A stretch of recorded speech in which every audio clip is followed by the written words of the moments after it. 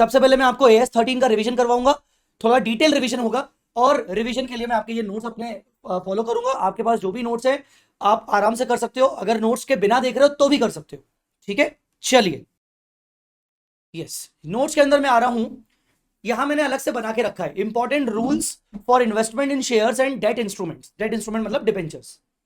अब ये जो रूल्स हैं, ये रूल्स मैंने सेट किए हैं। मैंने कुछ 12-15 रूल्स सेट किए हैं कि जब भी आपको इन्वेस्टमेंट इन शेयर्स या इन्वेस्टमेंट इन डिबेंचर्स बॉन्ड्स के क्वेश्चन आए तो कैसे मैनेज करोगे, अलग अलग सिचुएशंस अगर आपको आएंगी तो कैसे मैनेज करोगे। तो वो रूल्स मैं आपको बता रहा हूं अभी एक एक करके। जिन लोगों को ऐसा लगे कि हाँ यार ये वाली चीज मुझे लिखनी है तो आप उसको शॉर्ट में लिख लेना। लेक्चर वैसे ही यूट्यूब पर चल रहा है तो आप उसको कितनी बार भी देख सकते हो, थोड़ा सा स्पीड स्लो करके देख सकते हो, पीछे जाके देख सकते हो, आपकी मर्जी, ठीक है। तो शुरू करते हैं। गाइस देखिए, जब आपके पास इन्वेस्टमेंट इन शेयर्स के क्वेश्चंस आएंगे सॉल्व करने को तो कौन कौन सी सिचुएशंस आ सकती हैं, ध्यान से सुनिएगा। जब आपके पास इन्वेस्टमेंट इन शेयर्स के क्वेश्चंस आएंगे तो कौन कौन सी सिचुएशन आएंगी, ध्यान से देखिएगा। Situation number 1, when the shares are purchased multiple times on different dates at different prices, then we shall calculate the average cost per share to calculate the gain or loss। आप एक ही share में बार बार invest कर रहे हो, ठीक है ना। आप एक ही शेयर में, रूल नंबर 1, आप एक ही शेयर में बार बार इन्वेस्ट कर रहे हो। सबसे पहले आपने 1/5 को 5000 नंबर ऑफ शेयर खरीदे 98 के हिसाब से, फिर आपने 1/8 को आपने 3000 नंबर ऑफ शेयर खरीदे, ठीक है ना, 103 के हिसाब से, ठीक है। फिर आपने 1 अक्टूबर को आपने 1500 नंबर ऑफ शेयर्स बेचे। ये आपने परचेज किए, ये आपने परचेज किए, और ये आपने सेल किए। आपने बेचा, कितने में बेचा, आपने 102 में बेचा, ठीक है ना। तो ऐसे केस में आप क्या करोगे, हमारे पास दो चॉइस होती है, हमारे पास दो चॉइस होती है। या तो हमारे पास होता है वेटेड एवरेज,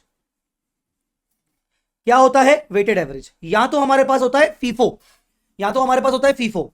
अगर आपके पास वेटेड एवरेज आपको करना है तो वेटेड एवरेज में क्या करोगे, वेटेड एवरेज में क्या करोगे, वेटेड एवरेज में आप क्या करोगे, जितना भी आपने परचेज किया है उसका वेटेड एवरेज निकाल लो। 5000 multiply by 98 plus 3000 multiply by 103 whole divided by 8000,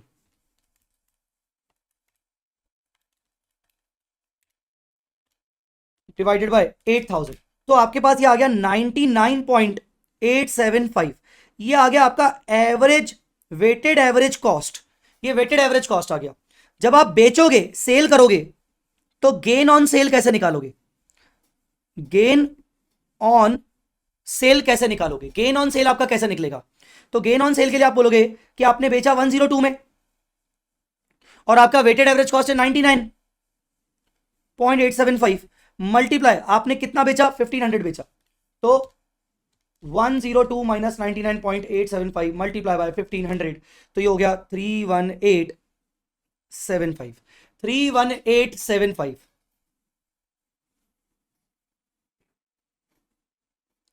31875। तो 31875 क्या है, 31875 हो गया गेन। क्या किया मैंने, वेटेड एवरेज किया। अब अगर वो बोले आपको फीफो करने को, अगर वो आपको बोले फीफो करने को, तो क्या करोगे फीफो करने में, आप बोलोगे भाई 1500 शेयर्स कौन से वाले पर सेल किए होंगे, ऊपर वाले शेयर सेल किए होंगे। तो आप गेन ऑन सेल निकालने के लिए क्या बोलोगे, गेन ऑन सेल निकालने के लिए बोलोगे आपने 102 में बेचा, ये 1500 शेयर मैंने पहले, जब तक मैं 5000 नहीं बेच देता तब तक मैं 3000 नहीं बेचूंगा। तो 1500 मैंने 5000 में से बेचा होगा, 98 में परचेज किए थे, तो 98 मल्टीप्लाई करके मैं 1500 से मल्टीप्लाई करूंगा, ठीक है। तो ये हो जाएगा 6000। अब दोनों केसेस में आपका गेन ऑन सेल अलग अलग आ रहा है। दो यो माँ, ओई माँ, ओई माँ, ये क्या है, 102 माइनस 98 इंटू 1500, 6000। यहाँ क्या आया, 102 माइनस 99.875 इंटू 1500, 3187.5, सॉरी 3187.5, 3187.5, ठीक है। और यहां आ गया 6000, यहां आ गया 6000। तो बेटा इस तरीके से होता है। सर क्वेश्चन में कुछ ना बोला तो क्या करेंगे, क्वेश्चन में कुछ नहीं बोलेगा तो आपको वेटेड एवरेज फॉलो करना है। If nothing is specified in the question, follow weighted average if nothing specified. In question. तो ये था आपका रूल नंबर 1। रूल नंबर 1 इसी तरीके से था कि अगर आप डिफरेंट डिफरेंट डेट्स पर शेयर परचेज कर रहे हो, है ना, और फीफो नहीं बोला गया, वेटेड एवरेज करना है या कुछ नहीं बोला गया, वेटेड एवरेज करना, तो गेन्स लॉस निकालने के लिए आपको वेटेड एवरेज करना पड़ता है। और कैसे करना पड़ता है वो मैंने आपको बताया। रूल नंबर 2 भी इसी के जैसा ही है। रूल नंबर 2, अच्छा मुझे बताओ रूल नंबर 1 सबको समझ में आया कि नहीं? मुझे बताओ रूल नंबर 1 सबको समझ में आएगी नहीं? रूल नंबर 2 पे चलते हैं। अब रूल नंबर 2 आपको क्या बोलता है? रूल नंबर 2, रूल नंबर 2 क्या बोलता है? रूल नंबर 2, शेयर्स का रूल नंबर 2, शेयर्स का रूल नंबर 2। कितने कितने बच्चे यहां पर अवेलेबल हैं? जल्दी बताओ। शेयर्स का रूल नंबर 2, रूल नंबर 2 क्या बोलता है? सर रूल नंबर 2 ये कहता है कि इवन अगर आपको परचेज करने के बाद, मान लो आपने परचेज किया, उसके बाद आपको बोनस मिला, बोनस शेयर्स रिसीव हुआ, bonus shares received, bonus shares receive हुआ, कितना? मान लो 1000 बोनस शेयर्स रिसीव हुआ। अब इसकी तो कुछ आपको कॉस्ट नहीं है, एट नो कॉस्ट, इसकी तो कोई कॉस्ट नहीं है। तो आप क्या करोगे? जब आगे चल के आप सेल करोगे, मान लो आप सेल करोगे, आप डायरेक्टली 1000 शेयर सेल करोगे, आप कितने भी सेल कर सकते हो, 2000 नंबर्स आप सेल करोगे, मान लो 2000 नंबर सेल करोगे, तो भी आपको वेटेड एवरेज निकालना पड़ेगा। यहां पर भी आप वेटेड एवरेज कॉस्ट निकालोगे after bonus, weighted average cost निकालोगे आफ्टर बोनस। कैसे? 5000 multiply by 98 plus 1000 multiply by 0 divided by 6000, ये हो गया 81.67। ये weighted average cost after bonus आ गई। जब आप गेन निकालोगे, जब आप गेन निकालोगे, मान लो आपने बेचा इसको 95 रुपीज में, ठीक है ना, गेन निकालोगे तो आप करोगे 95 में से 81.67 मल्टीप्लाई बाय, मैंने कितना बेचा? मैंने 2000 नंबर ऑफ शेयर्स बेचा, ठीक है ना, तो लगभग लगभग मेरा आ गया 26,667। तो इस तरीके से आप गेन ऑन सेल निकालोगे, गेन ऑन सेल निकालोगे। मतलब इवन अगर आपको बोनस शेयर भी मिल रहा है तो भी आप वेटेड एवरेज करोगे। ऑफ कोर्स यहां पर फीफो कर सकते हो अगर क्वेश्चन में फीफो बोलेगा तो, अगर नहीं बोल रहा है तो आपको वेटेड एवरेज करना है। मुझे बताओ इतना समझ में आया कि नहीं? अच्छा बोनस के बारे में एक बात समझना, जब तुम इन्वेस्टमेंट अकाउंट बनाओगे, इन्वेस्टमेंट इन शेयर्स अकाउंट, जब तुम इन्वेस्टमेंट इन शेयर्स अकाउंट बनाओगे तो तुम पहले तो फॉर्मेट देख लो। एक तो डेट का कॉलम होता है, एक पर्टिकुलर्स का कॉलम होता है, एक होता है नंबर, एक होता है डिविडेंड, एक होता है कॉस्ट, कॉस्ट मतलब अमाउंट का कॉलम, ठीक है ना। तो यहां पर जब तुम्हें बोनस मिलेगा, मान लो तुम्हें बोनस मिला 1 सितंबर को, टू बोनस, बोनस में तुम नंबर में कितना लिखोगे? 1000, डिविडेंड कुछ नहीं, कॉस्ट कुछ नहीं, मतलब अमाउंट वाले कॉलम में, अमाउंट वाले कॉलम में तुम्हारा बोनस का अमाउंट कुछ नहीं आएगा, पर नंबर ऑफ शेयर्स वाले कॉलम में डेफिनेटली आएगा, नंबर ऑफ शेयर्स वाले कॉलम में आएगा। तुम मुझे रिप्लाई क्यों नहीं कर रहे हो नालायक को? हाँ, सचमुच में रिकॉर्डेड चाहिए क्या? हाँ, लाइव भी चाहिए, रिप्लाई भी नहीं करने का है, ऐसा होता है? वन वे कम्युनिकेशन करना पड़ता है।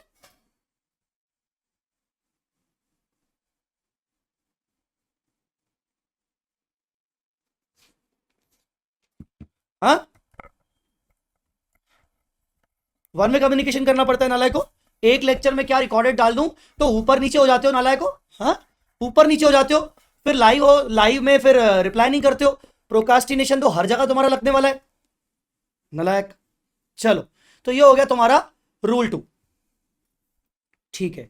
उसके बाद अच्छा, मैं इतने सारे एग्जांपल थोड़ी करवा पाऊंगा, मुझे तो आपको प्रैक्टिस करवानी है, तो ये सारे रूल्स अपने क्वेश्चन प्रैक्टिस में आ जाएंगे, ठीक है। अच्छा रूल 3, अब आते हैं रूल 3 सर। रूल 3, शेयर्स का रूल 3, शेयर्स का रूल 3। रूल 3 क्या है? अरे गजब है रूल 3। रूल 3 है आपका राइट इशू, रूल 3 है आपका right issue. Right issue, right issue, investor को राइट इशू मिल रहा है तो क्या करेगा? इन्वेस्टर को राइट इशू मिल रहा है, क्या करेगा? तो दो चीज हो सकती हैं, investor subscribed for right issue, investor subscribed for right issue, वो राइट इशू को सब्सक्राइब कर रहा है, वो राइट इशू को सब्सक्राइब कर रहा है, तो इसको क्या बोलोगे? Treat it as normal purchase and follow rule 1। तो रूल 1 में जैसे हमने मल्टीपल मल्टीपल परचेज कर रहे हैं तो वेटेड एवरेज निकाल रहे हैं, वैसा ही कुछ फॉलो करना पड़ेगा, उसमें क्या प्रॉब्लम है? अगर इन्वेस्टर राइट इशू को सब्सक्राइब कर रहा है तो। दूसरा, इन्वेस्टर नॉट सब्सक्राइबिंग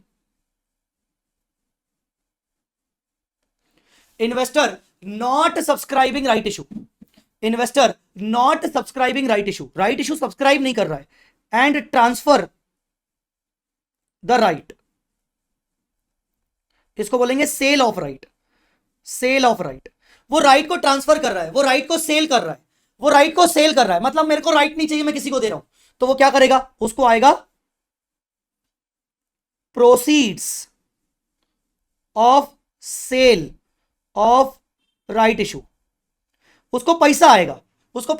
इसका क्या ट्रीटमेंट होगा,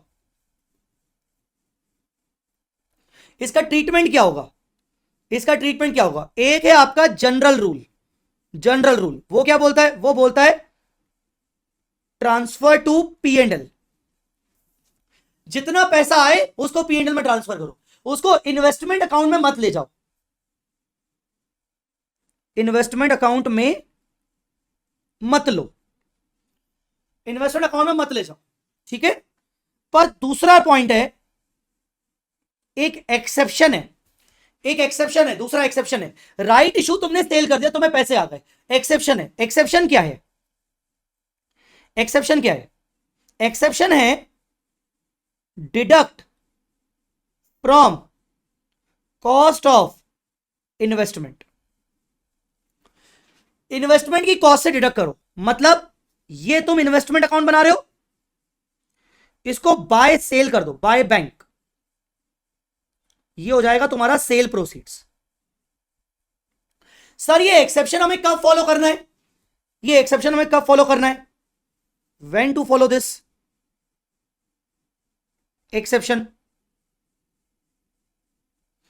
ये एक्सेप्शन हमें कब फॉलो करना है? ये एक्सेप्शन आपको फॉलो करना है व्हेन आपने शेयर्स कम राइट बेसिस पे खरीदे थे। राइट इशू से पहले आपने इन्वेस्टमेंट किया था कम राइट, आपने शेयर्स को कम राइट बेसिस पे खरीदा था। राइट इशू के बाद जो मार्केट प्राइस है वो गिर गया है, आपके कम राइट प्राइस से भी नीचे आ गया है। When earlier shares purchased on come right basis से 75 रुपीज, मान लो 75 खरीदे, and after right issue market price is reduced, market price नीचे चली गई, market price is reduced below 75 से 60 रुपीज, मार्केट प्राइस रिड्यूस हो गई। तो मार्केट प्राइस रिड्यूस होने से मतलब क्या हुआ? आपको नुकसान हुआ कि नहीं? नुकसान हुआ। तो आपके इन्वेस्टमेंट की वैल्यू गिरनी चाहिए कि नहीं गिरनी चाहिए? तो आप अपने इन्वेस्टमेंट की वैल्यू गिरा रहे हो, पर आप बोल रहे हो कि ठीक है मुझे इसकी भरपाई हो गई, मैंने तो ट्रांसफर कर दिया राइट, तो मुझे कुछ पैसे आ गए। तो ऐसा हो गया। आई मेरी बात समझ में? मान लो इसमें मैं आपको एग्जाम्पल दे रहा हूं कि जैसे यहां पर 15 रुपए से रिड्यूस हुआ, ठीक है ना, 15 रुपए से रिड्यूस हुआ, और आपके पास मान लो 1000 नंबर ऑफ शेयर्स रखे हैं, 1000 नंबर, तो कितना? 15,000 से मार्केट प्राइस रिड्यूस हुआ है, मार्केट प्राइस रिड्यूस्ड 15,000 रुपए से। आपको ये देखना है कि सेल प्रोसीड्स आपका कितना है, आपका सेल प्रोसीड्स कितना है? आपका सेल प्रोसीड्स है 20,000 सेल प्रोसीड्स है, तो आपको 20,000 रुपीज मिला है, पर आपके मार्केट में प्राइस रिड्यूस कितनी हुई है? सिर्फ 15,000। तो 20 में से आप 15,000 इन्वेस्टमेंट में से रिड्यूस करोगे और बाकी 5,000 P&L में डालोगे। कुछ आया समझ में? बाकी 5,000 P&L में डालोगे, मतलब पूरा सेल प्रोसीड्स आपको रिड्यूस नहीं करना है, आपको मैक्सिमम से मैक्सिमम जितना मार्केट में रिडक्शन आया है, आपने खरीदा था 75 पे, राइट इशू के बाद प्राइस हो गया 60, मार्केट में जितना रिडक्शन आया to the extent of that sale proceed, सिर्फ इन्वेस्टमेंट में से उतना माइनस होगा, बाकी का P&L में जाएगा। अगर 20 की जगह 12 होता तो ये पूरा का पूरा इन्वेस्टमेंट से रिड्यूस होगा। तो कितना इन्वेस्टमेंट से रिड्यूस होगा? To the extent of reduction in market price. बताओ ये समझ में आया? ये है आपका रूल 3। अब ये एक्सेप्शन ऑलमोस्ट आपके जितने भी इंस्टीट्यूट ने जितने भी प्रैक्टिकल क्वेश्चंस दिए उनमें ये नहीं आ रहा है adjustment. But looking at the last attempt May 24, उसमें पेपर ट्रिकी आया था। मैं इस बात को कई बार बोल चुका हूं जगह जगह पर। तुम कंसोलिडेशन का क्वेश्चन ले लो, ट्रिकी आया था।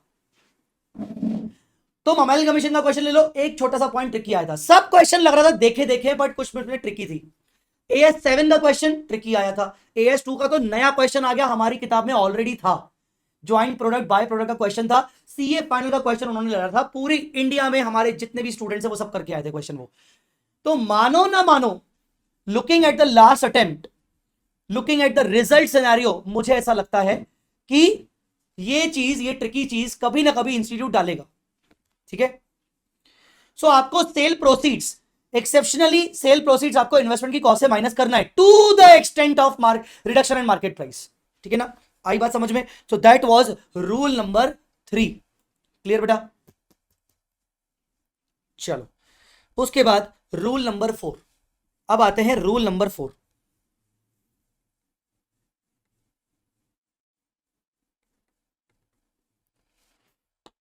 अब आते हैं रूल नंबर 4। रूल नंबर 4 क्या बोलता है? रूल नंबर 4 बोलता है, if annual dividend is declared and paid, it must be calculated on the total number of shares held on the date of receipt of dividend except bonus issue and right issue received in current year। आपके सामने example दे रहा हूं, ध्यान से देखो। आपके सामने example दे रहा हूं, आप समझ जाओगे। ध्यान से एग्जांपल देख लो। आपके पास ओपनिंग में शेयर्स रखे हैं 5000 किसी कंपनी के। आपने उसी कंपनी के शेयर वापस से परचेज किए 2000। फिर आपको बोनस मिला, B for bonus, P for purchase, R for R I मतलब राइट इशू। आपने परचेस किया, फिर आपको बोनस मिला उसी शेयर्स का, फिर आपने राइट इशू भी सब्सक्राइब किया, अब आपको डिविडेंड मिला। अब आपको डिविडेंड मिला। तो ये जो आपको डिविडेंड मिला है, ये डिविडेंड आप किसके ऊपर कैलकुलेट करोगे? आप ओपनिंग के ऊपर कैलकुलेट करोगे, आप परचेस के ऊपर कैलकुलेट करोगे, पर आप बोनस और राइट इशू के ऊपर कैलकुलेट नहीं करोगे। याद रखना, बोनस और राइट इशू के ऊपर नहीं करोगे। तो डिविडेंड मिलने से पहले आपके पास जितने भी नंबर ऑफ शेयर्स हैं, उसमें से बोनस और राइट इशू हटा दो। डिविडेंड मिलने से पहले आपके पास जितने भी नंबर ऑफ शेयर्स हैं, उसमें से आप बोनस राइट इशू हटा दो। उसको छोड़कर आपके पास सारे शेयर्स के ऊपर डिविडेंड निकलेगा। मतलब 5 और 2 मतलब 7000 शेयर्स पर डिविडेंड निकलेगा। मल्टीप्लाई बाय 10 मल्टीप्लाई बाय 12%, ये हो जाएगा 8400। 8400 का आपको डिविडेंड मिलेगा। अभी इसका आगे भी एक रूल आएगा, पर इतना समझ में आया कि नहीं मुझे बताओ? समझ में आया कि नहीं?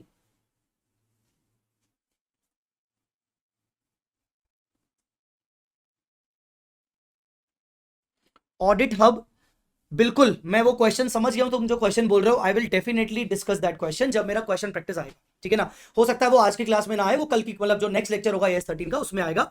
बट डोंट वरी, मुझे वो क्वेश्चन याद है। I definitely discuss that. ठीक है। सो यहां पर आपको समझ में आया कि जब भी आपको ड्यूरिंग द ईयर डिविडेंड मिलेगा, तो ड्यूरिंग द ईयर डिविडेंड मिलने से पहले अगर बोनस और राइट इशू आ चुका है, तो इसके ऊपर डिविडेंड कैलकुलेट नहीं होगा। सर क्यों?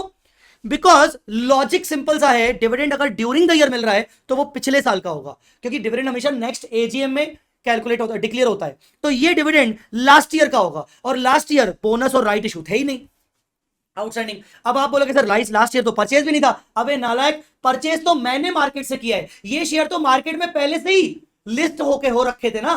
पर बोनस और राइट इशू तो कंपनी ने न्यूली लिस्ट किए हैं। आई मेरी बात समझ में? तो डिविडेंड किसके ऊपर मिलता है? जितने शेयर्स कंपनी ऑलरेडी मार्केट में इशू कर चुकी है। तो ये वाले परचेज शेयर्स तो मैंने कंपनी से थोड़ी परचेज किए, तो मैंने मार्केट में परचेज किए ना। ये तो मैंने मार्केट से परचेज किए, तो ये पहले से ही लिस्ट हो रखे हैं। आई बात समझ में कि नहीं? बोलो मेरे दोस्त, क्लियर हुआ? तो ये है आपका रूल नंबर 4। पर यहीं पर मैं आपको बोलूं, अब सुनना ध्यान से। अब इसमें इंटरिम डिविडेंड पढ़ो, क्या लिखा है? If interim dividend is declared in the current year in which bonus and right issue made, and dividend is declared after bonus and right issue, then it shall be calculated on the total shares held on the date of dividend। पर अगर interim dividend आ गया, interim dividend current year का होता है। मैं अभी आपको क्या बोल रहा था कि अगर ये पिछले साल का डिविडेंड है तो पिछले साल में बोनस और राइट इशू नहीं थे। पर अगर ये इंटरिम डिविडेंड आ गया, मेरे दोस्त है ऐसा क्वेश्चन, अगर ये इंटरिम डिविडेंड आ गया तो फिर as on the interim dividend date आपके पास जितने भी नंबर ऑफ शेयर्स है इंक्लूडिंग बोनस एंड राइट, आपको सबके ऊपर निकालना पड़ेगा। मुझे बताओ रूल नंबर 4 में आपको किसको किसको प्रॉब्लम है? टेल मी, रूल नंबर 4 में किसको किसको प्रॉब्लम है?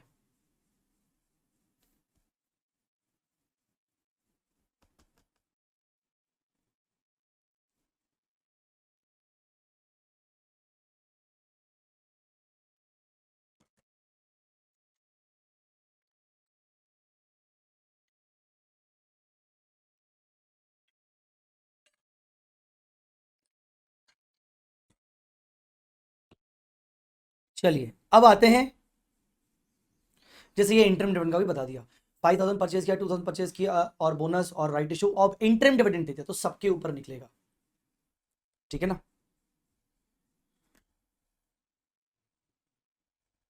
मतलब इंटरम डिविडेंड एक्सेप्शन है, तुम अपनी भाषा में उसको कर सकते हो एक्सेप्शन, ठीक है।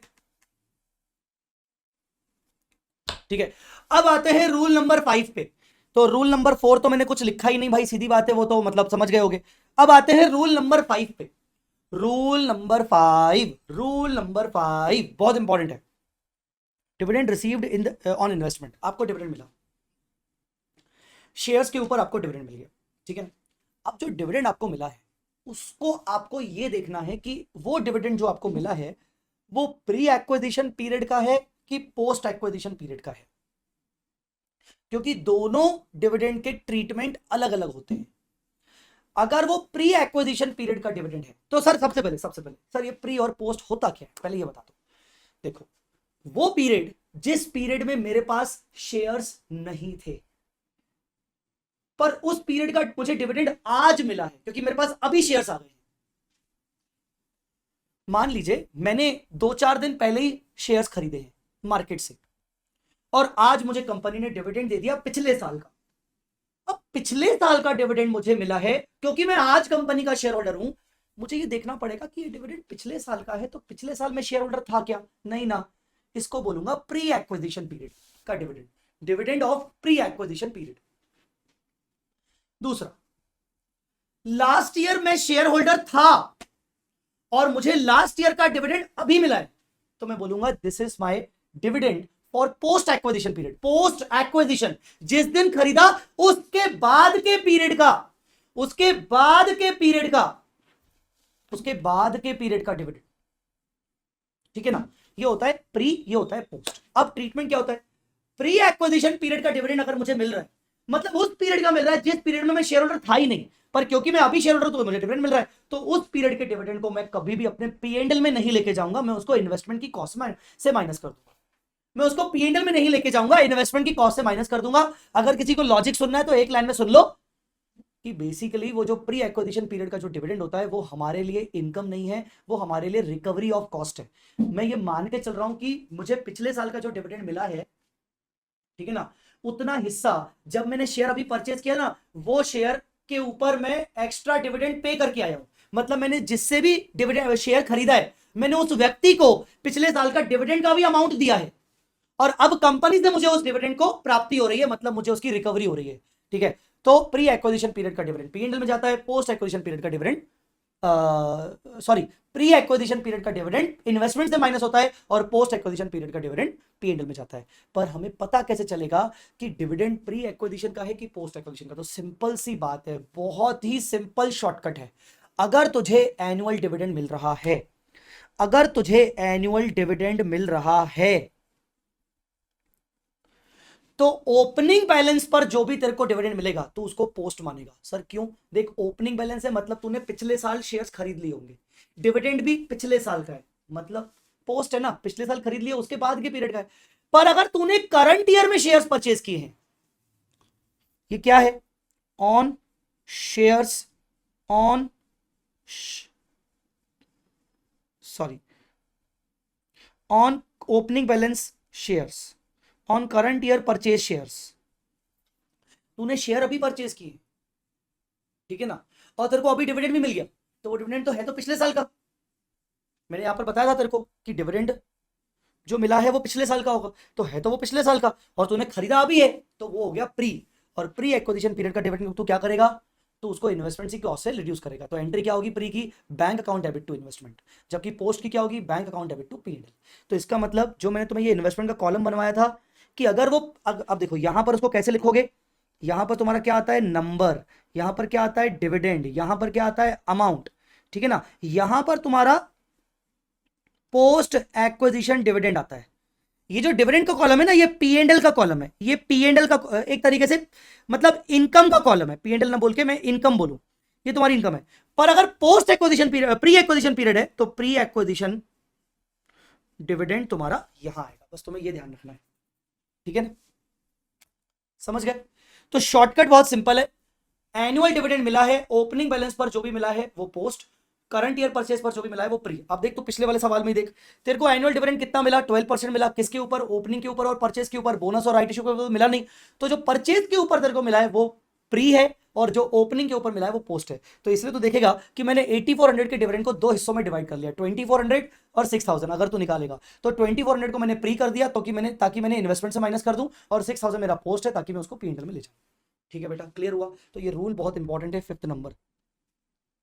एक और बात, इंटरिम डिविडेंड तेरे को जितना भी मिल जाए तू उसको ऑलवेज पोस्ट मान, और ऑलवेज पोस्ट मान मतलब वो तेरी इनकम होगी, वो तेरी इनकम होगी। इंटरिम डिविडेंड को तू हमेशा पोस्ट मान, ठीक है, वो तेरी इनकम होगी। मुझे बता इतना समझ में आया कि नहीं? ये है तुम्हारा रूल नंबर 5। अब बताओ, this is your rule number 5।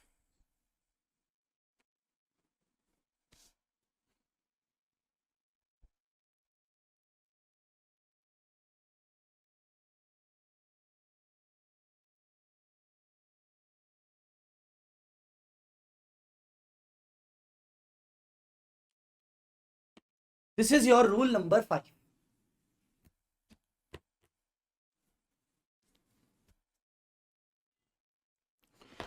Rule number 6, आखिरी रूल है, शेयर्स का आखिरी रूल है। शेयर्स का चीजें खत्म हो जाएंगी अपनी, शेयर्स वाली चीजें खत्म हो जाएंगी। मतलब कुछ कॉमन रूल्स होंगे, पर वो मेजर जो बड़े बड़े एडजस्टमेंट्स हैं वो खत्म हो जाएंगे। लास्ट रूल, रूल नंबर 6 क्या है? Whenever the pre-acquisition dividend is received and credited to investment account, ये तो हमें पता चल गया रूल नंबर 5 में कि प्री एक्विजिशन डिविडेंड मिलेगा तो हम इन्वेस्टमेंट से क्रेडिट कर लेस कर देंगे। And then the shares were sold. To calculate the gain loss on sale, the average cost per share will be calculated after deducting the pre-acquisition dividend from cost. अरे कुछ नहीं है, बहुत ही easy है। तो मैंने रूल नंबर 1 क्या पढ़ाया था? रूल नंबर 1 क्या पढ़ाया था? अगर तुम शेयर्स मल्टीपल टाइम्स खरीद रहे हो, शेयर्स तुम मल्टीपल टाइम्स खरीद रहे हो और उसके बाद तुम शेयर्स बेच रहे हो, तो तुम पहले वेटेड एवरेज निकालोगे, निकालोगे ना? तो वेटेड एवरेज के लिए तुमने क्या किया था? हमने यहां पर वेटेड एवरेज के लिए हमने क्या किया था कि भाई 5000 को ले लिया, 3000 को ले लिया, इन दोनों का वेटेड एवरेज निकाल लिया। बस इसमें अब एक छोटा सा एडजस्टमेंट और जोड़ दो। तुमने जैसे ही 5000 ले लिया, 3000 ले लिया, इसमें से तुम माइनस कर देना यहां पर pre acquisition dividend, pre acquisition dividend minus कर देना। तो माइनस कर देना प्री एक्विजिशन डिविडेंड, क्योंकि वो तो इन्वेस्टमेंट की कॉस्ट से माइनस होता है। इसीलिए जैसे मैं तुम्हें मान लो एक एग्जांपल देता हूं, चल मैं करवा रहा हूं तुम्हें रूल नंबर 6, मैं करवा रहा हूं रूल नंबर 6। एग्जांपल सुनो, यहां पर तुम्हारा ओपनिंग बैलेंस है 6000 नंबर्स का, ठीक है ना? इसको तुमने खरीदा 60 रुपीज के हिसाब से। फिर तुमने यहां पर परचेज किया 2500 नंबर्स, ठीक है ना? इसको तुमने परचेज किया 68 रुपीज के हिसाब से। फिर तुम्हें यहां पर मिला बोनस 1500 नंबर्स। फिर तुम्हें यहां मिला राइट इशू, राइट इशू तुम्हें मिला 6 25 15 2000 का राइट इशू मिला, राइट इशू मिला, तुमने पूरा परचेज कर लिया, राइट इशू सब्सक्राइब्ड, ठीक है ना? ये तुम्हें मिला 50 रुपीज के हिसाब से। फिर उसके बाद तुम्हें यहां पर डिविडेंड मिला, डिविडेंड मिला। तो ये डिविडेंड किस पे मिला होगा? डिविडेंड मिला 15% का। अच्छा, फेस वैल्यू कितना है? 10 रुपए। तो सबसे पहले तो डिविडेंड का अमाउंट निकालो, डिविडेंड अमाउंट निकालो। डिविडेंड अमाउंट निकलेगा 15% ऑफ 6 और 2500, तो 8500 इंटू 10, 12750। तुम्हें डिविडेंड इतना मिला। तुमने बोनस के ऊपर और डिविडेंड तुमने बोनस और राइट इशू के ऊपर नहीं निकाला। अब इसके तुम्हें दो हिस्से करने, प्री पोस्ट। ऑफ कोर्स ये डिविडेंड लिखा है तो एनुअल होगा। अब प्री पोस्ट का शॉर्टकट क्या बताया? ओपनिंग पर जो भी होगा वो पोस्ट होगा, पोस्ट ऑन ओपनिंग। तो ओपनिंग पर 6000 पर डिविडेंड, 6000 पर डिविडेंड। और प्री पर, प्री वाला जो होगा वो किसके ऊपर होगा? ऑन परचेजेस, जो तुमने करंट परचेजेस की हैं, मतलब 2500 शेयर्स की।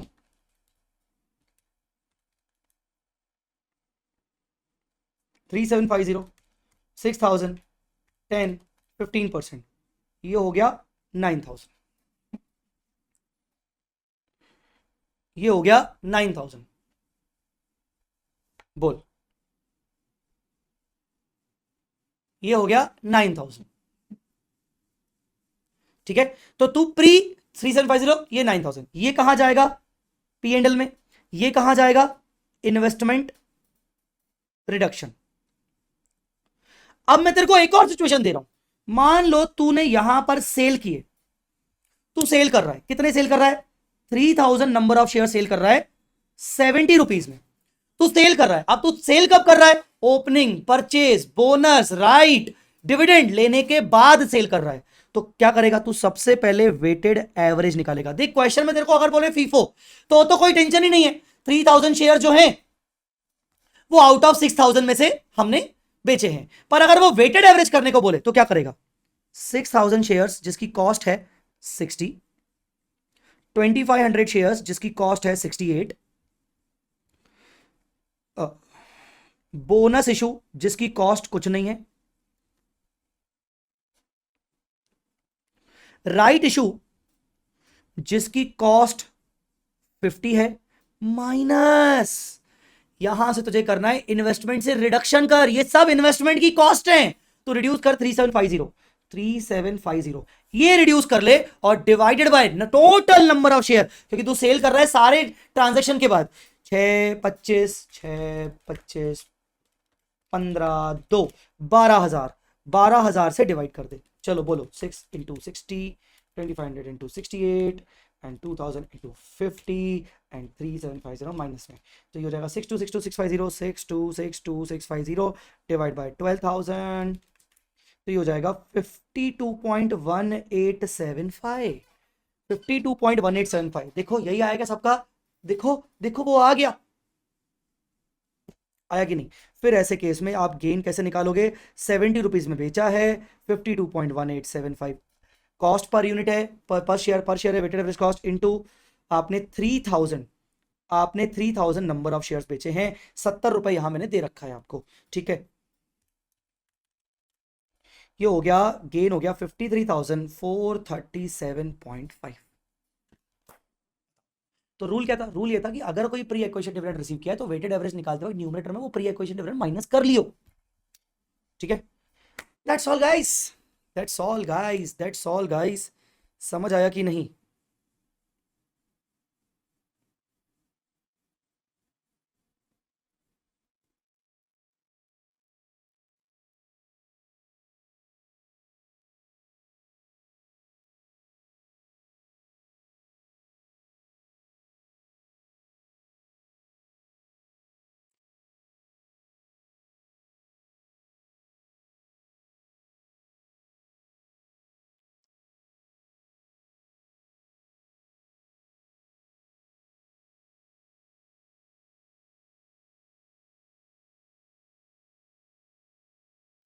समझ आया कि नहीं?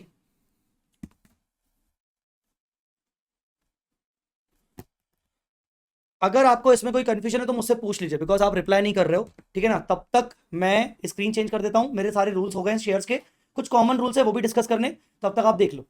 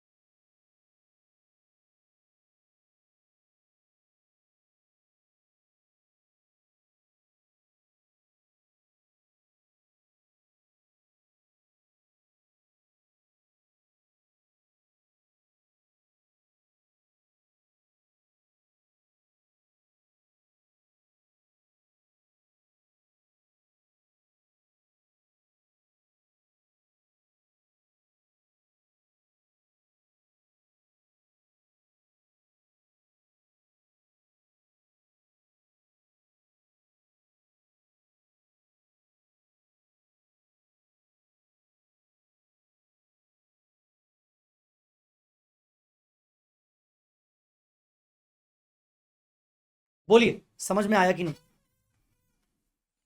बोलो बोलो बोलो बोलो बोलो, समझ में आया कि नहीं? तो guys these were the rules, जो ये एडजस्टमेंट्स आपको आते हैं जब क्वेश्चन आता है, तो इनमें से इन 5-6 रूल्स में से कोई भी 3-4 एडजस्टमेंट्स आ सकते हैं।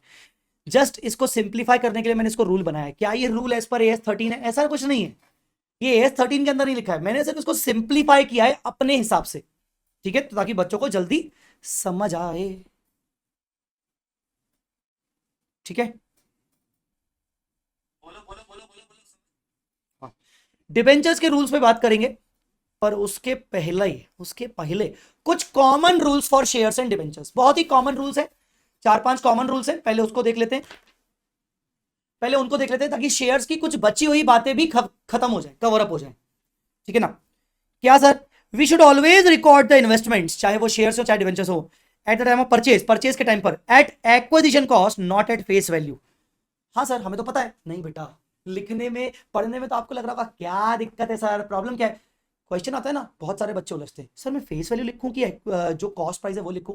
बेटा आपको रियल कॉस्ट पे लिखना है। देखो अब ना मैं आपको एक सिचुएशन बताता हूँ।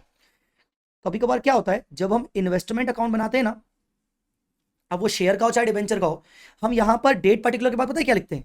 यहां पर हम लिखते हैं nominal value,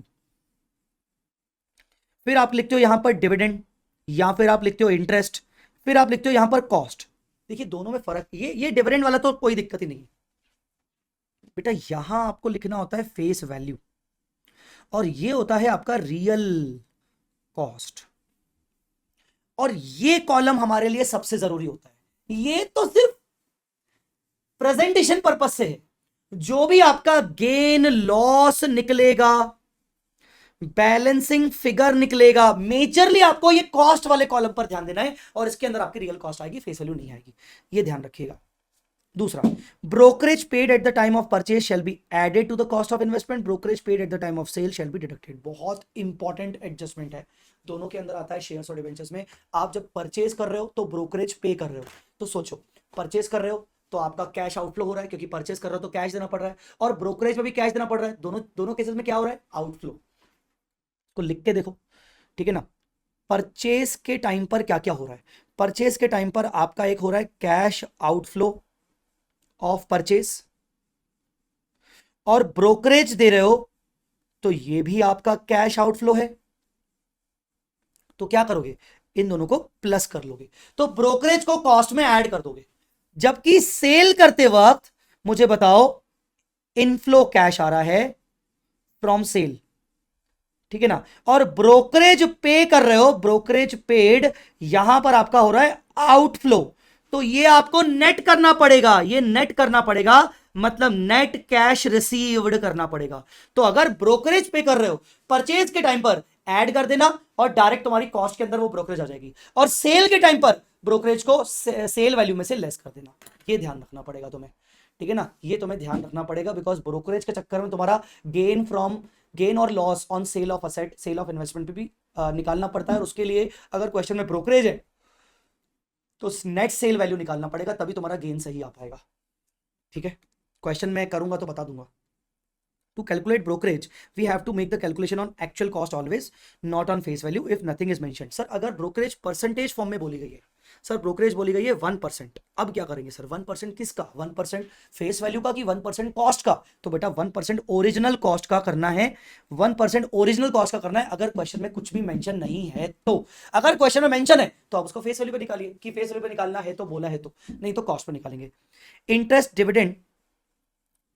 dividend shall always be calculated on face. अब इंटरेस्ट डिविडेंड हमेशा फेस वैल्यू पे निकलता है, तो आप जो बोल रहे थे ना सर फेस वैल्यू का फिर क्या मतलब है, नॉमिनल वैल्यू का, ये बेटा इंटरेस्ट और डिविडेंड की कैलकुलेशन के लिए काम आता है, बस और कुछ नहीं, ठीक है ना।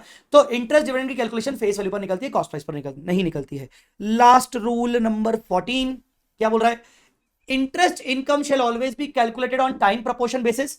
डिवेंचर्स के केस में, डिवेंचर के केस में जब भी आपको इंटरेस्ट निकालनी पड़ेगी ना, इन्वेस्टमेंट इन डिवेंचर्स में, बॉन्ड्स में, तो आपको देखना पड़ेगा हाँ मैंने कब खरीदा था, अभी कितना टाइम हो गया, 6 महीने हो गए, 4 महीने हो गए, 5 महीने हो गए, तो वो मंथ वाइज निकलती है। जबकि डिविडेंड आपकी एनुअल बेसिस पे निकलती है, डिविडेंड आपका एनुअल बेसिस पे निकलता है। इंटरिम डिविडेंड अगर 12 महीने से कम पीरियड का तो अलग अलग बात है। That's it. So these were the cases, these were the rules adjustments जो आपको क्वेश्चंस के अंदर आएंगे तो परेशान कर सकते हैं, जिसको मैंने आपको भी बता दिया। अब क्या बचे सर? अब अपने बचे डिबेंचर्स। डिबेंचर्स का rule number 7, 8, rule number 7, 8, 9 and 9। बस 3 रूल हैं डिबेंचर्स के। डिबेंचर्स के 3 रूल्स हैं। मुझे बताओ अभी तक आपको अगर कोई प्रॉब्लम है तो मुझे बताओ, नहीं तो मैं आगे बढ़ूं। अभी तक अगर आपको कोई प्रॉब्लम है तो मुझे बताओ, नहीं तो मैं आगे बढ़ूं।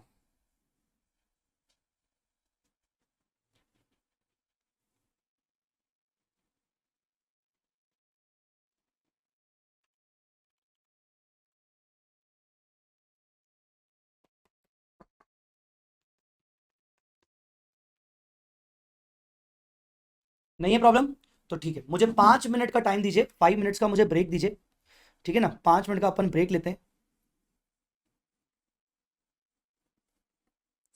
फिर रिज्यूम करेंगे। 5 मिनट का ब्रेक लेते हैं, फिर रिज्यूम करेंगे।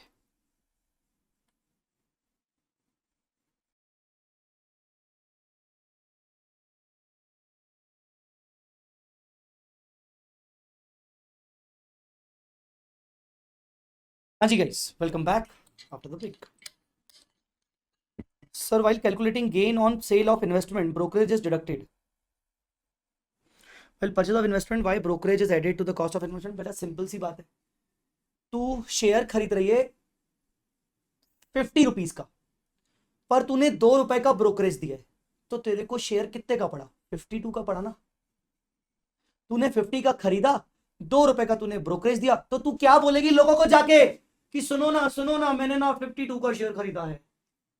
यही बताएगी ना कि तू लोगों को बोलेगी नहीं मैंने तो 50 का खरीदा है। भाई तू तो चाहेगी ना कि आगे चल के मैं शेयर को जब बेचूं तो मेरे पूरे 52 मुझे रिकवर हो जाए। समझे क्या?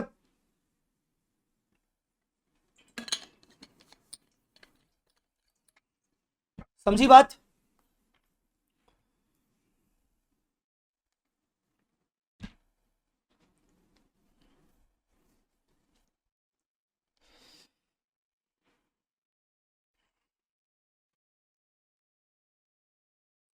अब आते हैं डिवेंचर्स। अब आते हैं डिवेंचर्स। और नालायक को तुम लोग ना लेक्चर को लाइक नहीं कर रहे हो। हाँ, बहुत हल्के में ले रहे हो मेरे को। तुम लेक्चर को, तुम वीडियो को लाइक नहीं करते, तुम मेरे बारे में तुम अपने जूनियर्स को रेफर नहीं करते। क्या यार ऐसे करोगे? मतलब हाँ, यही यही दोस्ती, यही प्यार, यही दोस्ती, यही प्यार? बताओ मुझे तुम। हम्म। मेरे को लगा था यार नया बैच स्टार्ट होने वाला है मेरा। अभी भी लेक्चर्स कुछ यूट्यूब पे चल रहे होते हैं। तुम लोगों को पता है हमारा नया बैच शुरू हो चुका है। हाँ, मुझे लगा आप बढ़िया उसमें आओगे, लाइव वाले लेक्चर, लाइव जो चल रहा है यूट्यूब पे उस पे आओगे, बताओगे कि हाँ जय सर ने किस तरीके से हमें पढ़ाया है। अभ्यास बैच के अंदर कितना डिटेल में पढ़ा रहे हैं, तो सोचो रेगुलर में कितना पढ़ा रहे होंगे। हाँ, पर नहीं, नहीं, जय सर के लेक्चर जिस दिन जो चलते हैं रेगुलर वाले, उस टाइम पे तो हम सो जाते हैं। हमें क्या मतलब? ठीक है बेटा, यही दोस्ती, यही प्यार। चलो डिवेंचर्स की बात करते हैं। सर आपका टाइम पास हो गया तो आगे बढ़े? हाँ बेटा बढ़ते हैं। अब हम डिवेंचर्स की बात कर रहे हैं। डिवेंचर्स की बात कर रहे हैं। नहीं सर, हम आते हैं ना आपके लेक्चर्स में, आते हैं सर, हम आते हैं, हम लिख के जाते हैं कि सर वो हमारा रिकॉर्डेड वाला पार्ट तो करवा दो। सर पहले वो रिकॉर्डेड वाला पार्ट तो करवा दो, फिर इनको पढ़ाना। हम ना आते हैं, आके ये बोल देते हैं, बोल के चले जाते हैं हमसे। यही तो है, यही तो है बस। जीवन में इंसान को जो नहीं मिल रहा होता है वो सर्व इंसान को वही देखता है। जो इतना सारा मिल चुका है वो उसको उसकी कदर नहीं होती। ये बात तो है। चलो आगे बढ़ते हैं। when debentures are purchased multiple times, अगर डिबेंचर्स मल्टीपल टाइम्स पे परचेज किए गए हैं on different dates, different prices, then we shall calculate average cost per debenture to calculate the gain और लॉस ऑन सेल। सर ये तो वही है रूल नंबर 1 जैसा शेयर्स के केस में, सेम। अगर फीफो क्वेश्चन में ना बोला जाए तो आप वेटेड एवरेज करोगे। अगर क्वेश्चन में आपको फीफो ना बोला जाए, अगर क्वेश्चन में आपको फीफो ना बोला जाए तो आप क्या करोगे? आप वेटेड एवरेज करोगे। क्या करोगे? वेटेड एवरेज करोगे। वेटेड एवरेज करोगे मेरे दोस्त। और ये सेम है कि आपने मल्टीपल टाइम परचेज किया, अलग अलग रेट्स पे परचेज किया, तो आप बेसिकली उनको क्या करोगे? आप बेसिकली उनका वेटेड एवरेज करोगे गेन लॉस निकालने के लिए। ठीक है? भाभी बोल रहा है सर इतना भी सच नहीं बोलना था। बेटा एक्चुअली क्या है, मैं ना बहुत आगे बढ़ चुका हूं, अब मेरे को कोई शर्म नहीं आती, भले कोई दिक्कत नहीं है, मैं बहुत आगे बढ़ चुका हूं। चलो एनीवेज, रूल नंबर 7 तो सेम है, रूल नंबर 8 बहुत शानदार है। रूल नंबर 8 बहुत शानदार है। क्या बोल रहा है? If in any question come interest price and x interest price is given. Sir ये कम इंटरेस्ट एक्स इंटरेस्ट क्या होता है? सर ये कम इंटरेस्ट एक्स इंटरेस्ट क्या होता है? कम इंटरेस्ट मतलब होता है ex price, ex interest price, ex interest price plus plus interest, ex interest price plus interest. Sir कौन सा इंटरेस्ट? इंटरेस्ट कहां से? From last due date to purchase date. और एक्स इंटरेस्ट प्राइस क्या होता है? ये क्या होगा? एक्स इंटरेस्ट प्राइस मतलब कम इंटरेस्ट प्राइस, ऑब्वियसली फालतू का टाइम पास है, ex cum interest price minus interest, ये वही interest from last due date to purchase date.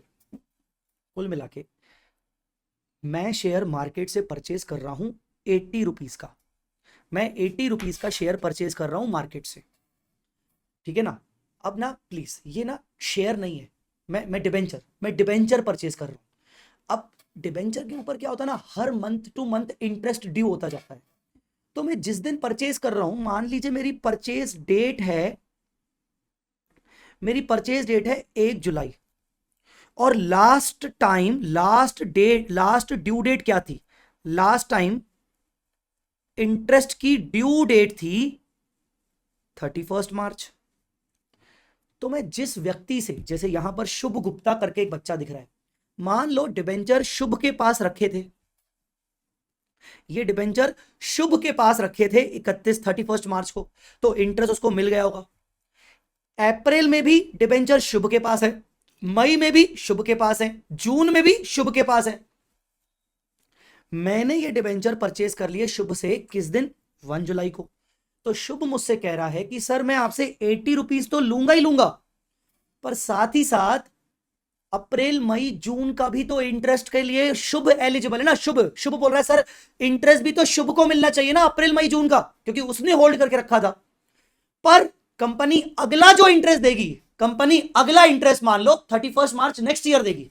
तो शुभ बोल रहा है सर जब कंपनी अगला इंटरेस्ट देगी उस टाइम पे डिबेंचर होल्डर शुभ तो रहेगा नहीं, आप रहोगे, तो पूरा इंटरेस्ट आपको मिल जाएगा, तो 3 महीने का ब्याज आप मेरे को दे दो। तो शुभ मुझसे 3 मंथ का इंटरेस्ट मांग रहा है। तो क्या लिखा है? इंटरेस्ट कब से कब तक का मांग रहा है? लास्ट ड्यू डेट मतलब 31 March to the purchase date मतलब 1 जुलाई। तो इतने पीरियड का जो इंटरेस्ट है वो शुभ मुझसे मांग रहा है, मान लो 5 रुपए, तो ये हो गया 85 रुपीज। तो 85 रुपीज क्या हो गया? कम इंटरेस्ट प्राइस। 85 रुपीज क्या हो गया? कम इंटरेस्ट प्राइस।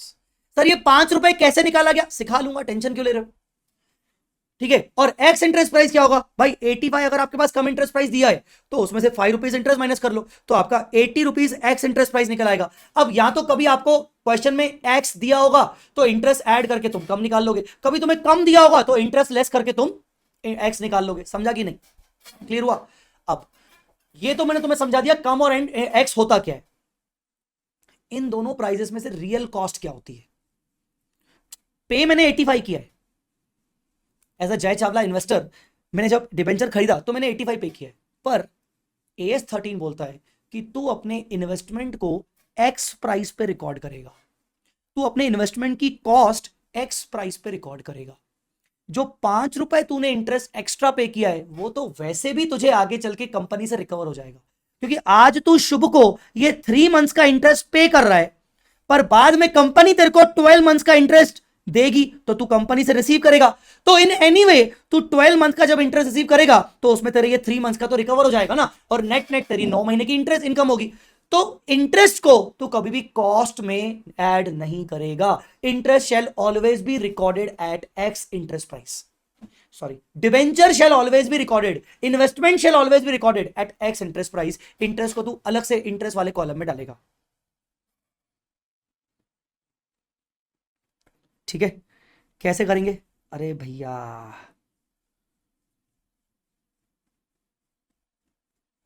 इन्वेस्टमेंट अकाउंट, ये देखो क्या क्या आता है, डेट, परचेज। यहां पर या तो आप नॉमिनल वैल्यू लिखो या तो आप नंबर लिखो, फर्क नहीं पड़ता। फिर आप यहां लिखोगे इंटरेस्ट और यहां लिखोगे कॉस्ट। जो ये कॉस्ट लिखोगे ना, यहां पर ये एक्स इंटरेस्ट प्राइस होना चाहिए, ठीक है। और वही again, date, purchase, number, interest, cost. तो यहां पर भी आपका क्या होना चाहिए, एक्स इंटरेस्ट सेल प्राइस। और ये इंटरेस्ट आपकी इनकम होगी और ये इंटरेस्ट आपका एक्सपेंस होगा और नेट आपके P&L में चला जाएगा, ठीक है। शर्म नहीं आती सर इंटरेस्ट मांगते हुए? क्यों क्यों क्यों मेरे को शर्म आएगी? हैं? क्यों भैया, चार्टेड अकाउंटेंट, ऊपर से सिंधी, इंटरेस्ट नहीं मांगूंगा तो क्या करूंगा? क्लियर? तो क्या बोल रहा है, अगर किसी क्वेश्चन में cum interest price, ex interest price दिया हो, we shall always record the investment at ex interest price. आप इन्वेस्टमेंट को एक्स इंटरेस्ट प्राइस पे रिकॉर्ड करोगे, because ex interest price is the real market price. We should record the interest paid separately through profit and loss. आप interest को अलग से करोगे, ठीक है, ठीक है। बोलो बोलो बोलो बच्चों, इंटरेस्ट को अलग से रिकॉर्ड करोगे। आइए मैं आपको इसको एग्जांपल के थ्रू करवाता हूं। आपने 1200 नंबर ऑफ डिबेंचर्स, आपने 1200 नंबर ऑफ डिबेंचर्स, ठीक है, परचेज किए 99 रुपीज एक्स इंटरेस्ट पे। पर आप एक्चुअली में सामने वाले को 99 नहीं दोगे, 99 प्लस इंटरेस्ट भी दोगे। सामने वाला आपसे इंटरेस्ट मांगेगा। आपने कब परचेज किए, 1 नवंबर। मैंने आपको क्या बोला, इंटरेस्ट कब से कब तक का निकालना है, लास्ट ड्यू डेट से लेकर परचेज डेट तक। तो आपकी परचेज डेट क्या है, नवंबर। लास्ट इंटरेस्ट ड्यू कब हुआ था, सितंबर। तो इसका मतलब अक्टूबर पूरा और 1 नवंबर आ गई, तो 1 महीने का इंटरेस्ट मैं अलग से पे करूंगा। मैं 1 महीने का इंटरेस्ट पे करूंगा। अच्छा, अब 1 महीने का मैं इंटरेस्ट निकालूं कैसे? रेट ऑफ इंटरेस्ट है 9%, फेस वैल्यू है 100 रुपए। तो देखो, इंटरेस्ट ऑन 1 डिबेंचर, एक डिबेंचर पर भी निकाल सकते हो तुम, 100 रुपए का फेस वैल्यू। और इंटरेस्ट हमेशा फेस वैल्यू पे निकलता है, मैंने रूल बताया था, इंटू 9% इंटू 1/12, ये आया 0.75। मैं जब शेयर डिबेंचर परचेस करूंगा तो मैं 99.75 रुपीज पे करूंगा as a cum right price.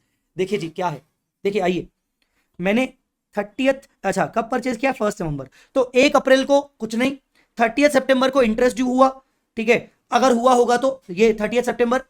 और 1 नवंबर को मैंने खरीदा। तो 1 नवंबर को जब मैंने खरीदा तो मैंने कितने खरीदा, 1200। कितना पे किया, 99.75, ठीक है, 99.75 में खरीदा। उसमें से 0.75 क्या है, उसमें से 0.75 इंटरेस्ट है। तो मेरे को एक्चुअल में कितने का पड़ा, 99। मैं इसको 99 में रिकॉर्ड करूंगा। तो एंट्री क्या करूंगा, इन्वेस्टमेंट इन डिबेंचर अकाउंट डेबिट। अगर आप करो 99 मल्टीप्लाई बाय 1200, 1,80,800। और मैं इंटरेस्ट को सेपरेटली रिकॉर्ड करूंगा और P&L में लेके जाऊंगा, interest on debenture account debit, expense. ये मेरा एक्सपेंस है क्योंकि मैंने एक्स्ट्रा पे किया। कोई बात नहीं, आगे चल के मुझे रिकवर होगा। कैसे रिकवर होगा, देखिए, मैंने कब परचेज किया है, मैंने कब परचेज किया, यहां अगला इंटरेस्ट मान लो मुझे मार्च में मिलता है, मान लो मुझे अगला इंटरेस्ट यहां पर मार्च में मिलता है। तो मैं क्या बोलूंगा, कायदे से मैं कितने महीने के इंटरेस्ट के लिए हकदार हूं, कायदे से तो मैं नवंबर, दिसंबर, जनवरी, फरवरी, मार्च, मैं 5 मंथ्स के इंटरेस्ट के लिए हकदार हूं। पता है, 5 मंथ्स के लिए हकदार हूं। पर आपको पता है मुझे 5 का नहीं मिलेगा, मुझे 6 मंथ्स का इंटरेस्ट मिलेगा, यहां से लेकर यहां तक। क्योंकि जो कंपनी इंटरेस्ट पे कर रही है वो शुभ को नहीं ढूंढेगी कि भाई शुभ को 1 महीने का दे दे, जय को 5 महीने का दे दे। वो बोले कि जिस दिन हम इंटरेस्ट दे रहे हैं उस दिन कौन डिबेंचर होल्डर है, जय ना, जय को 6 महीने का दे दो। जय उधर से शुभ को 1 महीने का इंटरेस्ट दे आया है। अब कंपनी बोलेगी दे आया नहीं दे, हमें कोई मतलब नहीं। तो जय बोलेगा देख हाँ, इसको मैं 1 महीने का दे आया और इधर से मैं 6 महीने का मिल रहा है, तो नेट नेट मेरे लिए 5 महीने का। तो जब अगला इंटरेस्ट मुझे मिलेगा तो वो पूरे 6 मंथ्स का मिलेगा। जब जब इंटरेस्ट ड्यू होगा तो मुझे पूरे 6 महीने का मिलेगा। पर परचेज सेल करते टाइम मुझे ये ध्यान रखना है कि मैं परचेज करते टाइम पिछले पीरियड का इंटरेस्ट पे करके आया हूं। कितना पीरियड? लास्ट ड्यू डेट से परचेज डेट।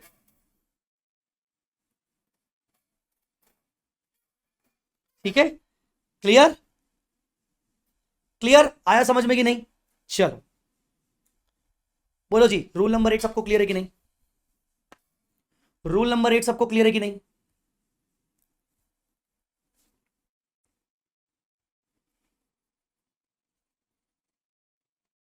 चलो एक एग्जांपल 14 भी डिस्कस कर लेते। एक एग्जांपल 14 भी डिस्कस कर लेते। एक सेकंड ना, एक सेकंड, एक सेकंड गाइस, एक सेकंड।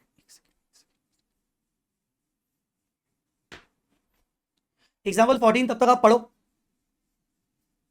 एग्जाम्पल 14 पढ़ो तब तक आप।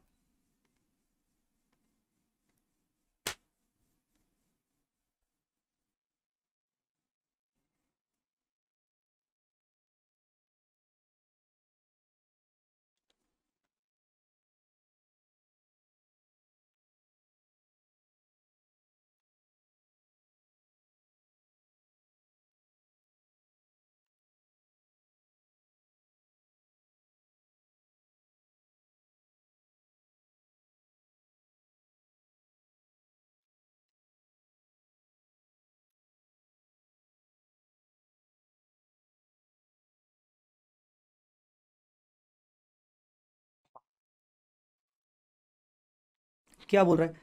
23-24 में 1 जून को आपके पास, आपने 1 जून को 500 डिबेंचर खरीदे 96x इंटरेस्ट। आपको क्या लगता है आप सामने वाले को 96 रुपीज पे करोगे? नहीं, आप 96 के साथ साथ इंटरेस्ट भी चुकाओगे।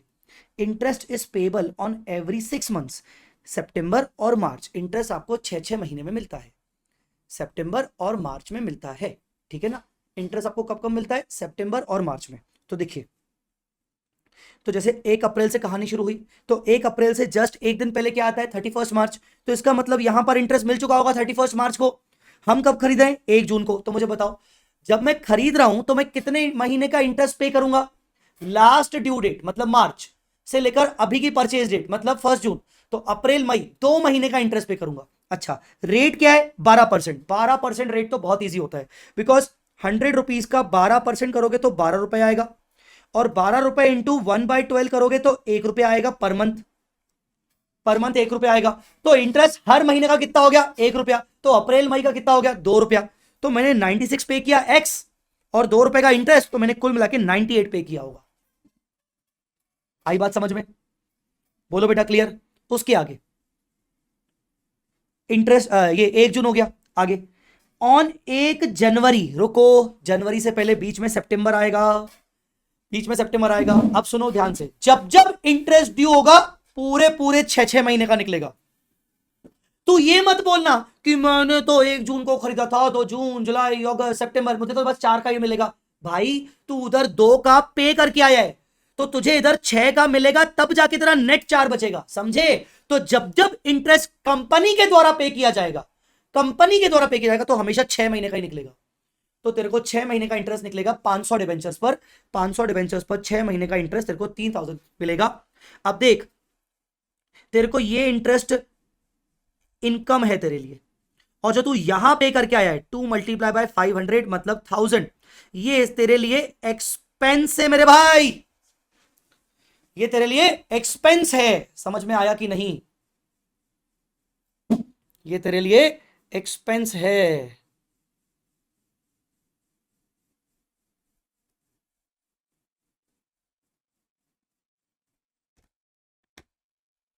कुछ आया समझ में? बोलो बेटा। ठीक है, फिर अगला, 1 जनवरी को तूने 300 डिबेंचर्स फिर खरीदे। इस बार तूने 101 कम इंटरेस्ट पे खरीदे हैं। 1 जनवरी को खरीदे हैं, लास्ट टाइम इंटरेस्ट ड्यू कब हुआ होगा? सितंबर में।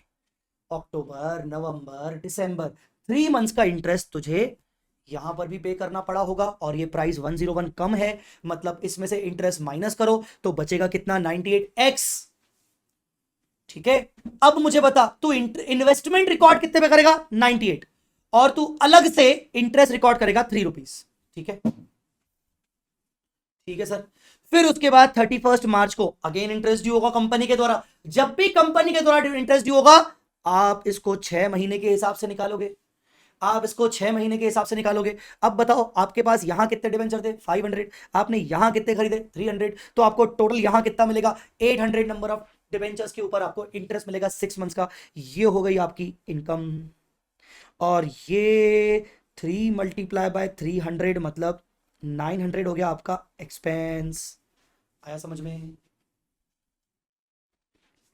ठीक है, तो this is the way you have to treat ex interest and cum interest वाले ट्रांजेक्शन्स। ठीक है, एक और लास्ट रूल, उसके बाद अपन आज की क्लास एंड कर देंगे। अपना आज का क्लास एंड हो जाएगा। फिर अपन जो अगला सेशन होगा, अगला सेशन ना अपना कल नहीं होगा, कल 15 अगस्त है। तो मैं कल का सेशन नहीं लूंगा, मेरे घर पे कुछ छोटा सा इवेंट है।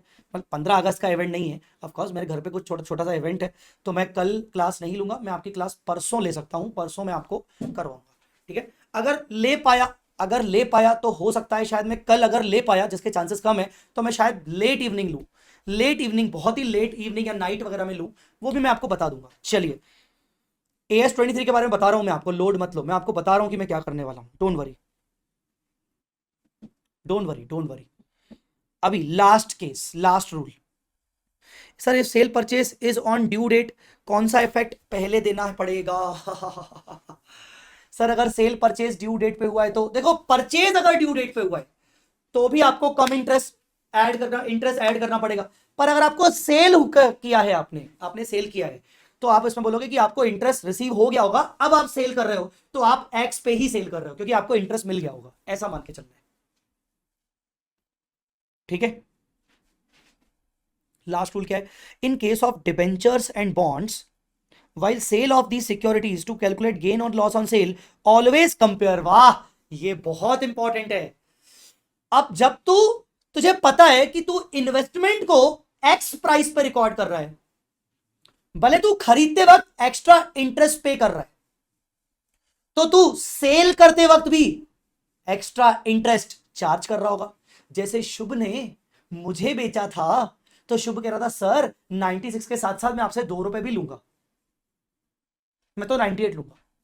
मैंने बोला ठीक है यार, बनता है। अब सेम जैसा शुभ ने मेरे साथ किया, वैसे ही मैं किसी और के साथ करूंगा।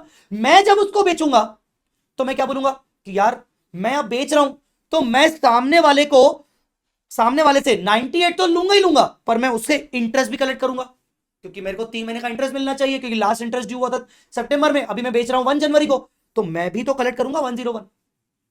तो ऐसे केस में अगर मान लो 2 मिनट के लिए, मान लो ये परचेज नहीं है, मान लो ये परचेज नहीं है, ये सेल है, तो आप गेन लॉस कैसे निकालोगे? गेन लॉस निकालने के लिए आप एक्स प्राइस को एक्स प्राइस से कंपेयर करोगे। अरे ये सेल है ना, ये परचेज है ना, तो एक्स प्राइस को एक्स प्राइस से कंपेयर करोगे गेन लॉस निकालने के लिए। गेन लॉस निकालने के लिए आप कम नहीं लोगे, एक्स लोगे। क्या लोगे? एक्स लोगे।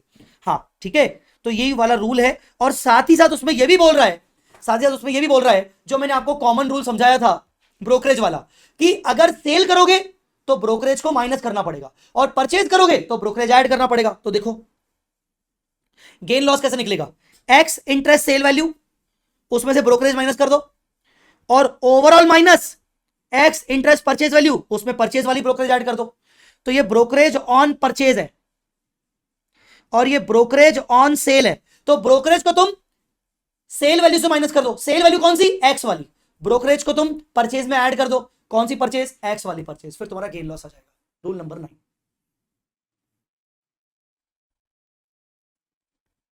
ठीक है, बोलो बेटा क्लियर हुआ? बोलो बेटा क्लियर हुआ? देखो मेरे पास, मैंने सबसे पहले परचेज किए 1000 शेयर्स 99 रुपीज में। 1 सितंबर को मैंने फिर से परचेज किए 1200 शेयर्स, 98 का एक्स प्राइस देके 5 रुपए एक्स्ट्रा देके मैंने 103 रुपीज लिए। फिर मुझे यहां पर इंटरेस्ट वगैरह मिला। इंटरेस्ट किस पे मिलेगा? 1000 और 1200, मुझे 2200 पर इंटरेस्ट मिलेगा। ठीक है, फिर बेटा मैंने यहां पर सेल किया है 500 शेयर्स 99.5 में, और वो मैंने सेल किया है 1 अक्टूबर को। अब मुझे बता, मैं जब 1 अक्टूबर को सेल करूंगा, हाँ, तो 1 अक्टूबर को जब मैं किसी को सेल करने जाऊंगा तो मैं उसको बोलूंगा 99 तो मुझे चाहिए, 99.5 तो मुझे चाहिए, मुझे इंटरेस्ट भी चाहिए। वो मुझे थप्पड़ मारेगा, बोलेगा अबे तेरे को इंटरेस्ट भी चाहिए, कल ही तो तेरे को इंटरेस्ट मिला था ना, तो तुम उससे इंटरेस्ट क्यों ले रहा है? मैं बोलूंगा हाँ। तो कभी कभार ऐसा भी होता है कि 30 सितंबर को मुझे इंटरेस्ट कल ही तो मिला और आज मैं बेच रहा हूं, तो फिर काहे का कम काहे का एक्स। ठीक है, अब देखो, अब मैंने बेचा कितने में, 99.5 में, खरीदा कितने में था, तो वही गेन लॉस निकालने के लिए वेटेड एवरेज करना पड़ेगा।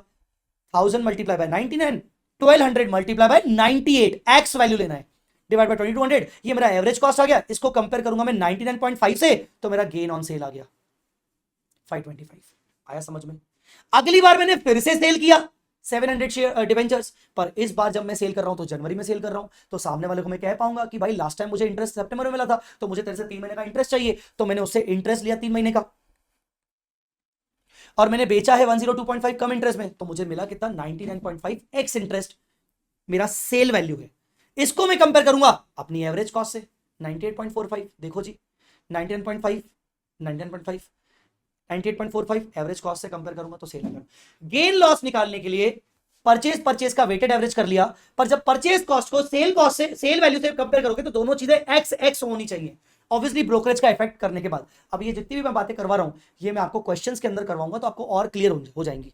ठीक है, so this was rule number 9, everything is done and dusted now. इसके अलावा इन्वेस्टमेंट के अंदर क्या बचा हुआ है, बहुत ही बेसिक बातें बची हुई हैं इन्वेस्टमेंट अकाउंट के अंदर, बहुत ही बेसिक बातें बची हुई हैं कि भाई ये AS13 किसके ऊपर एप्लीकेबल नहीं होता, ये देख लेना तुम लोग, इसको खुद ही कर लेना, ये फालतू चीजें ज्यादा एग्जाम में लायक नहीं है पूछने के। ठीक है ना, फिर इन्वेस्टमेंट का मतलब क्या होता है कर लेना, देख लेना तुम। क्लासिफिकेशन इन्वेस्टमेंट, 2 टाइप के इन्वेस्टमेंट्स होते हैं, current investments, non current investments. Current investments जो कि विद इन 1 ईयर आप होल्ड करने वाले हो बस, और नॉन लॉन्ग टर्म जो अदर देन करंट होते हैं। ठीक है ना, फिर उसके बारे में आप कॉस्ट ऑफ इन्वेस्टमेंट देखो, आप जितना भी ड्यूटी पे करते हो, ब्रोकरेज पे करते हो, फीस पे करते हो, सब आपको कॉस्ट में ऐड करना होता है, परचेसिंग कॉस्ट में ऐड करना होता है, मैंने रूल में भी बताया था।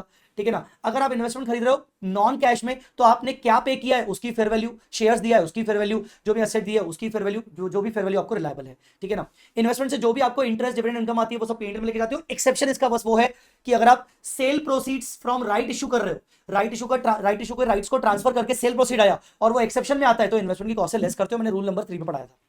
फिर इन्वेस्टमेंट के अमाउंट को किस पे दिखाते हो, बैलेंस शीट पे।